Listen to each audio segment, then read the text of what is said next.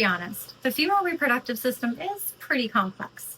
Therefore, it can become dysregulated more easily, especially in today's world, considering all of the environmental toxins we are consistently bombarded by, especially endocrine disruptors like xenoestrogens. So what do we do?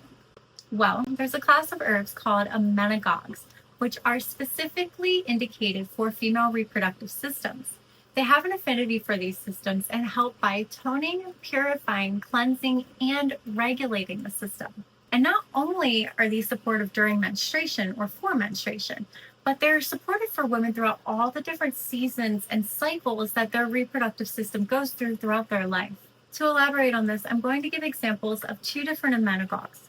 But before I do, please know that I do my best to simplify complex herbal terminology so it's easy to understand.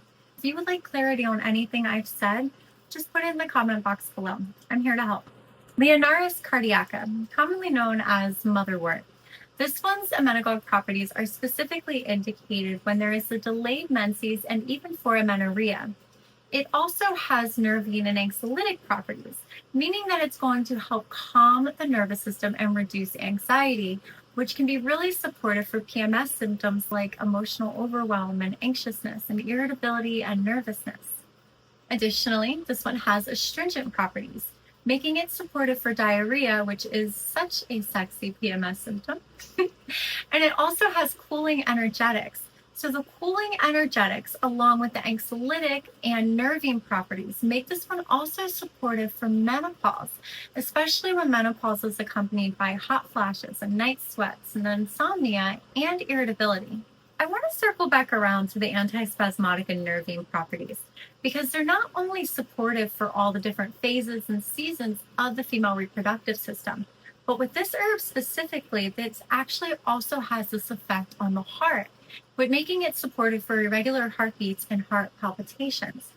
This one is also classified as a cardiotonic, meaning that it is going to have a strengthening effect on the heart and therefore it is going to enhance its function. Emotionally, Motherwort has this calming essence, but it also brings joy to the heart space. Motherwort is generally considered safe when taken at appropriate doses.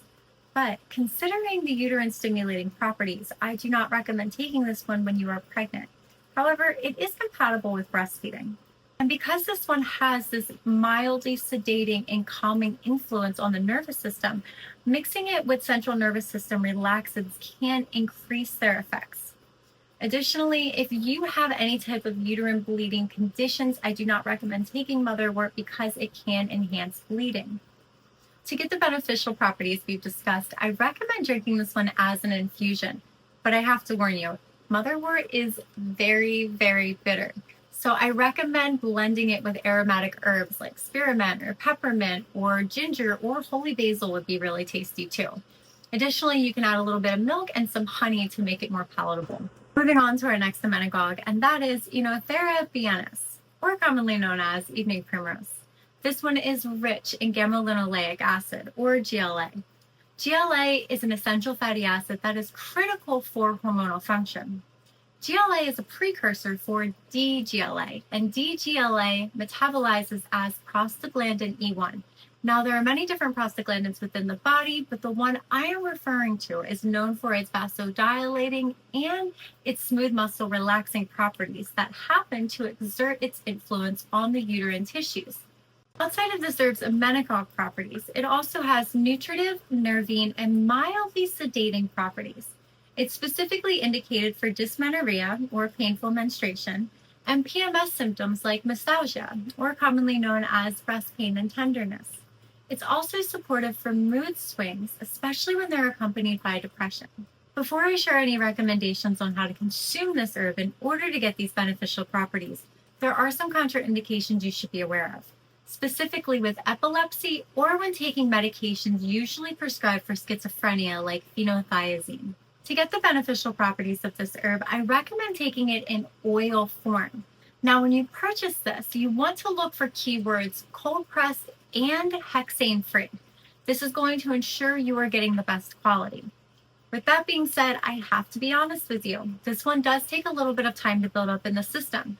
You can start seeing results at 3 months, but it can take anywhere up to 6 months to start seeing the results. But I do have a little secret for you to enhance how quickly it builds up in the system. The body needs certain cofactors like zinc, pyroxidine, vitamin C, and niacin.